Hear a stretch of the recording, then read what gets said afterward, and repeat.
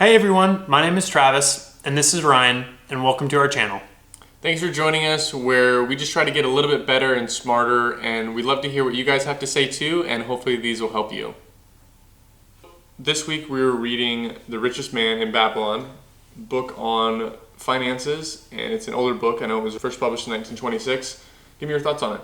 Yeah, I appreciated this book. This was a recommendation by you, and so I had no idea what it was going to be about, but I had a lot of fun. It was a delightful little read. So, short book, and yeah, written in 1926. Yeah, so, which I think plays really well into what this book is talking about with, which really is financial management at the core of it, but thinking about what happens through the 20s and the 30s and how, this was a lot of new revolutionary financial kind of areas of life.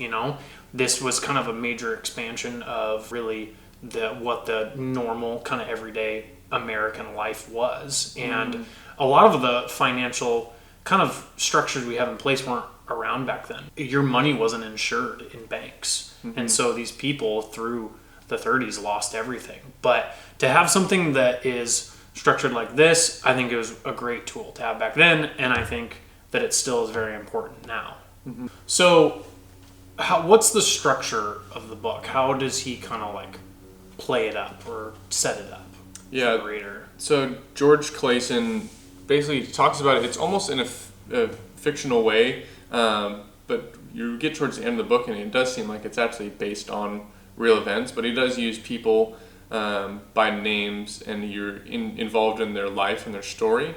And he starts out at the beginning of the book talking about one man, and he's just kind of complaining about how he hasn't really saved any money through his life, and he's now in his middle age, and he has a family and kids and a home, but he has nothing to really show for it. He doesn't have any. He's concerned about his future, and he's complaining to a friend about it, and they're both just sitting on the wall in Babylon discussing how they wonder why they don't have any money and figure out how can we get more. And so they say, okay, well, remember our friend Arcad? He's the richest man in Babylon. And he's like, really? Yeah, and they say he's made his money through real estate and working and lending money and all these different things. So they said, well, let's see if we can talk to him. So they go and talk to him, and then basically Arcad, in the first half of the book, teaches about money management. And the whole book is written in old language, so it's a little bit hard to get used to, and you have to warm up when reading it. Each time you pick up the book, you need the first couple pages to feel comfortable, feeling like you're actually reading the story with them and understanding it better. And then he teaches money management principles, and they're things that relate to us today that we see in other books.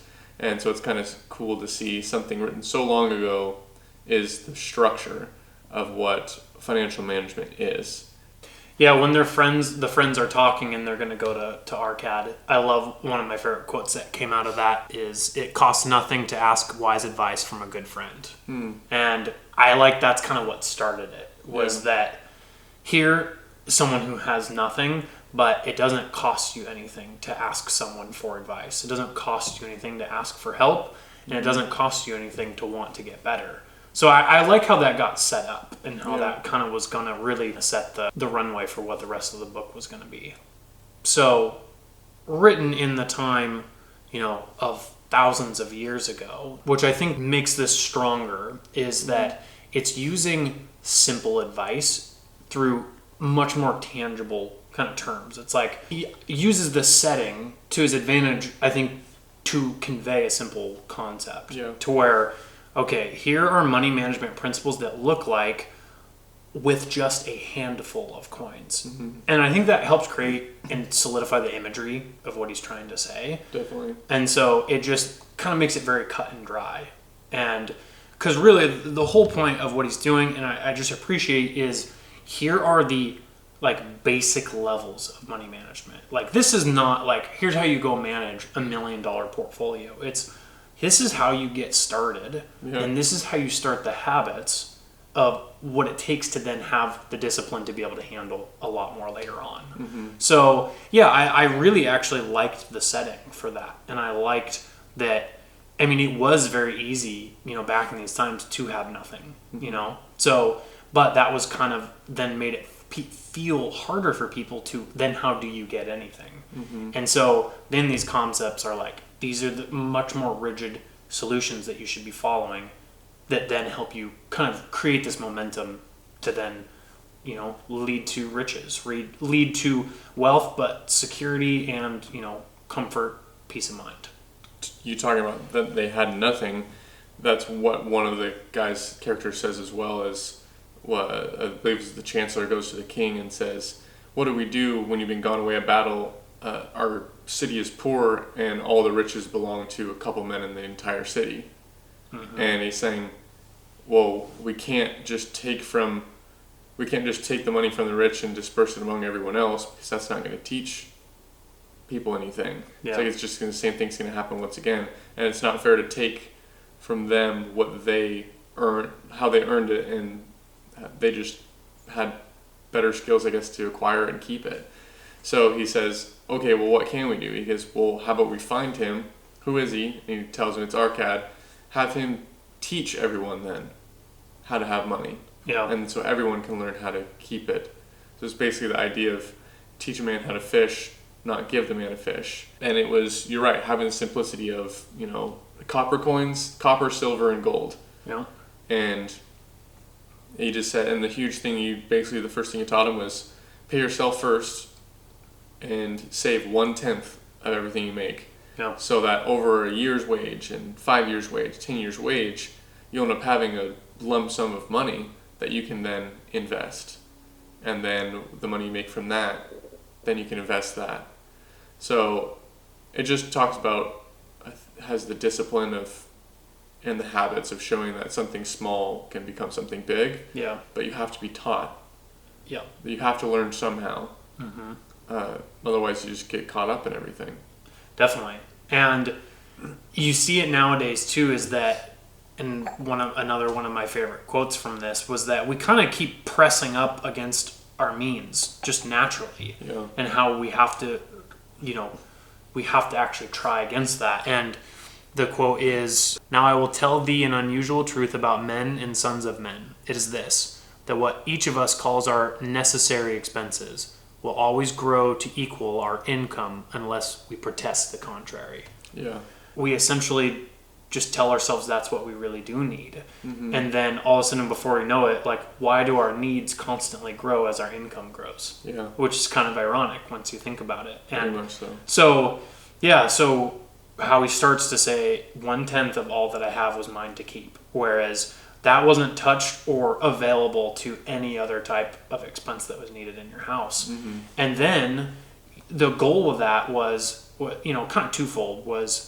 One was that, okay, you had something that was tangibly yours. Like, you had something to be proud of, to protect, to work towards, and to actually have, a disciplined structure to build on. But also, too, it taught on the other 9/10 how to be responsible as well. Because if you just know and have a rule that that's not touchable, then you're going to make sure that the rest of your expenses fall in line to what the rest that you have to earn with is. You're kind of just in this funny way tricking yourself that, like, you're not even giving yourself the option.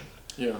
And we need that. With these habits we're talking about in other books, was you're kind of trying to rig the system in your favor. Like, if you can find, okay, what are our faults and our deficiencies, and then, well, why is that? And then you're just trying to flip it on its head to be able to use it to your advantage. Yeah. And that small thing, though, it almost, like, when I read it originally, I almost kind of like dismissed it, but it was still a very tangible thing. It literally has a value to it. And then you realize, like, that actually could be much more difficult than you realize. Totally. So that's why I think it's a good first step and a good, first direction for someone to do. Yeah, I think that's a great first step. And then to bring it to nowadays, what that looks like is electronically, from your paycheck, you can automatically invest it in something or have a separate account. Have your savings account with a different bank than your checking account. It's good. And then automatically your check gets, or even if your check gets deposited one spot, have the same day your check gets deposited or the day after, have a certain amount that automatically gets transferred to the savings. Yeah. There's ways that you can plan ahead to fool yourself, like you were saying, to where you just know this money goes away and it's being saved or it's being allocated for. And the ARCAD talks too about all the people are saying, I can't afford my expenses now. How do you want me to start saving 1/10 of what I own or what I make?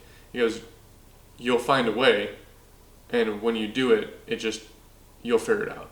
Yeah, and proves that you have the ability to really control it, and not let it control you. Mm-hmm. But it kind of takes that pressure. It takes that, kind of the fire of it to actually kind of forge what you have to become and how you have to manage it. So it's typically not just inherent, and it's not just given freely or easy to do. Thank you guys for joining us today. We appreciate your time, and hopefully you learned as well. The Richest Man in Babylon was a very interesting book, and I'm excited to find things that are similar to it, and can't wait to keep learning, keep reading, and are really looking forward to hearing what you guys have to say too.